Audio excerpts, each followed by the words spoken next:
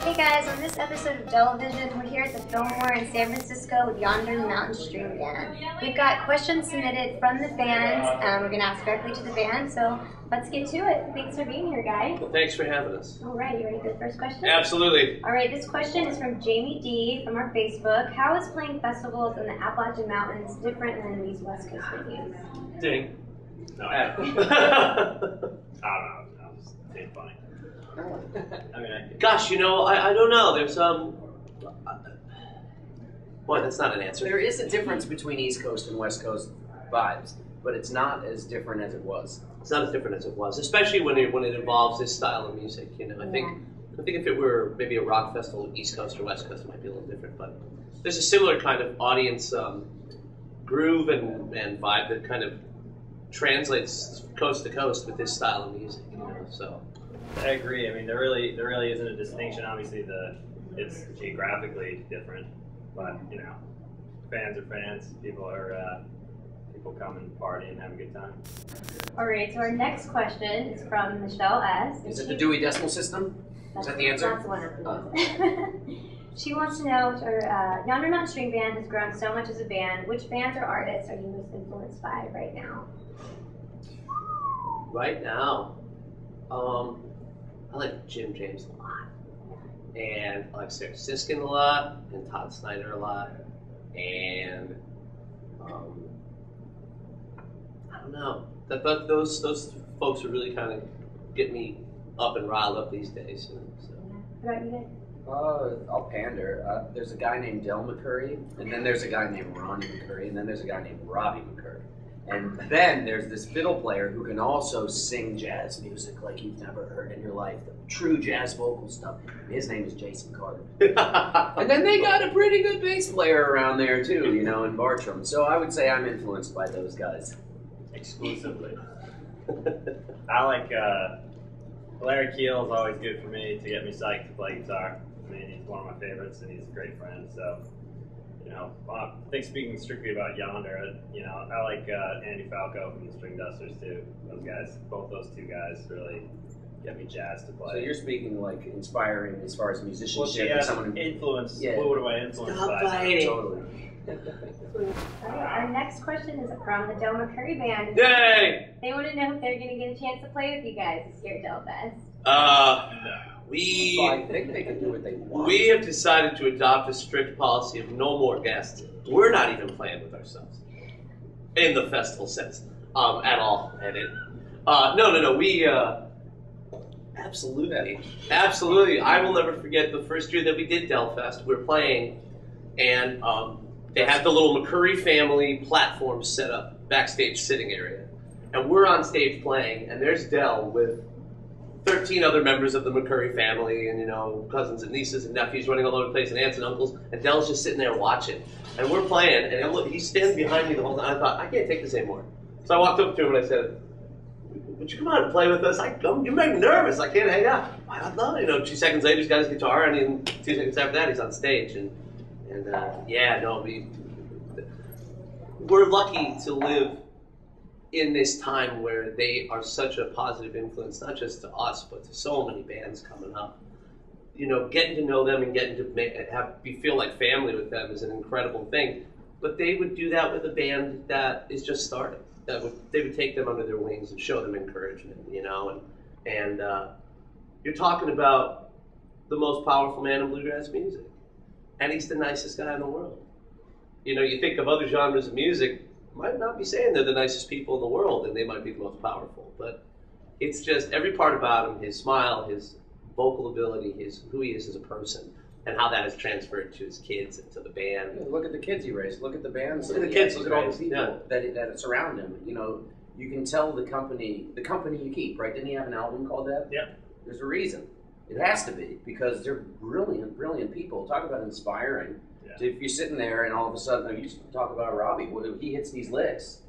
Oh, Rob's the man. Right? He's the man with the plan.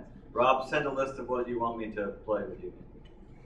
Well, all of them. And we could go on and on because we really do feel, I mean, it's Del McCurry and the band, it's such an important thing. It's almost like I can't overstate how important It's a rare gift. It's a rare time. There will only always be one Grateful Dead. One.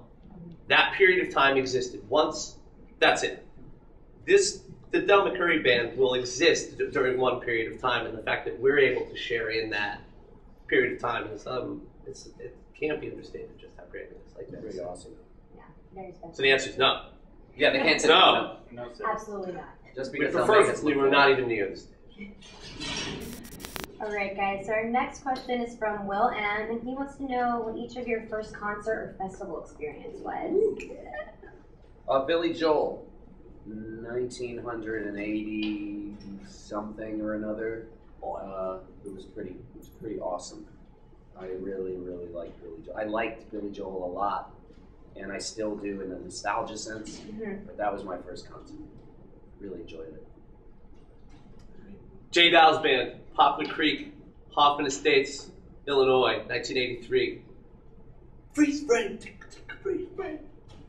And side note, my girlfriend's daughter's first concert ever was us last night at the Fillmore, and that was a pretty sweet moment to be a part of. That was pretty cool. What'd you do at your first concert? I got a laminate and I fell asleep at the green room at the Fillmore. I had my own security guard at a table with my name on it, and I could have water whenever I wanted it. And she had water.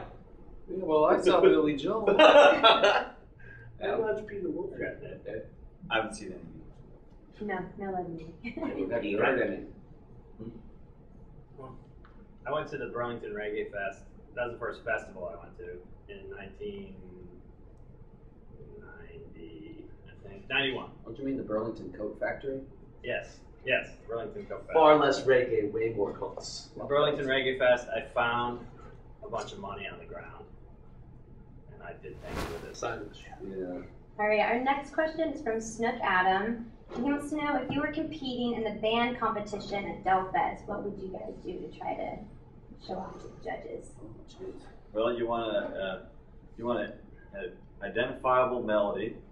You want a good 3-part harmony, and you want a lot of energy. Smash your... So we're screwed. Who are the judges? This is how you win a contest: is you find out who the judges are, you find out what they like to eat, right? You give them tons of money and praise, tell them how awesome they are. Original music. It counts more than how well they perform. Original music.